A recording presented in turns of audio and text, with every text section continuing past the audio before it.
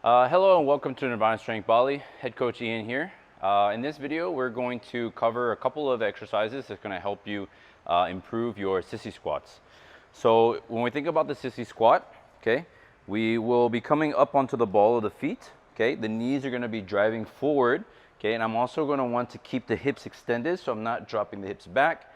Okay, and we're going to need to work on the balance component of this as well. So some skill is involved in this movement. It's not purely strength.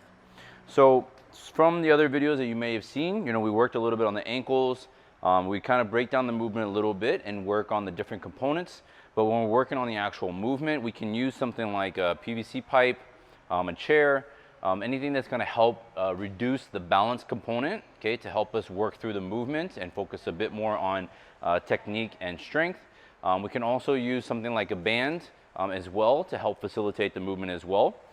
When you think about using these tools, though, use them in the sense that they are supporting the movement and that they are not serving as a crutch. Okay, so that's a big difference with regards to the mindset and the intention of the movement. So if we have, for example, like a PVC pipe, and you can always start at a very, whatever level you're at with regards to how low you go. Okay, so we're getting up, feet about hip width apart or slightly wider. Okay, we're going to go ahead and we're going to keep the hips extended, and we're going to go ahead and start driving the knees forward. And we want to find a balance here, okay, with the upper body relative to how far the knees go forward. So here, notice I'm going to keep the hips extended. I'm going to keep my core slightly engaged as I drive the knees forward. I can have my hands forward as well to kind of help off balance my torso. So having the hands forward is very helpful. You can also play around with your hand positioning, okay, to help with the balance component. But again, using something like a PVC pipe or a chair can also help minimize the balance requirement. So here I'm just going forward, forward, forward. I'm going to go as low as I feel comfortable right now. When you come back up, do the best you can to maximize using your body to get back up to the top position, as opposed to, again, try to minimize how much you use the prop, okay, whatever it might be. If you find that you get into a really low position and you're forced to use the prop a great amount, okay, then it might be too big of a intensity level or movement level that needs to be reduced to help minimize the use of the assisting tool. So another prop here, right? So we have the band. Again, it can be very useful, but can also be can be bad for your practice if you're using it too much. So an example would be if I grab onto the band, right, and I start lowering myself, I get down really low, but instead of using my legs to get back up, I really pull with the band to pull myself up. It's you're going to end up wasting a lot of time in that sense that you're not, encouraging or forcing your body to actually work through the movement. So when you use a band, okay, again, we're going to use it as little as possible. Maybe this is as low as I can go.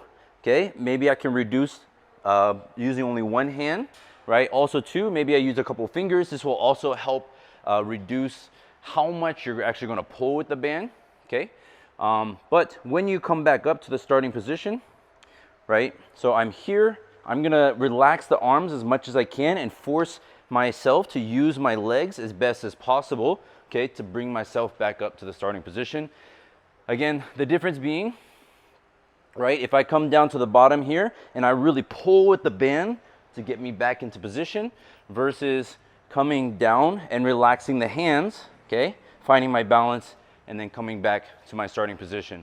So it can also be very useful for one, either used for the balance component, okay, or two, used purely for building strength through the movement as well.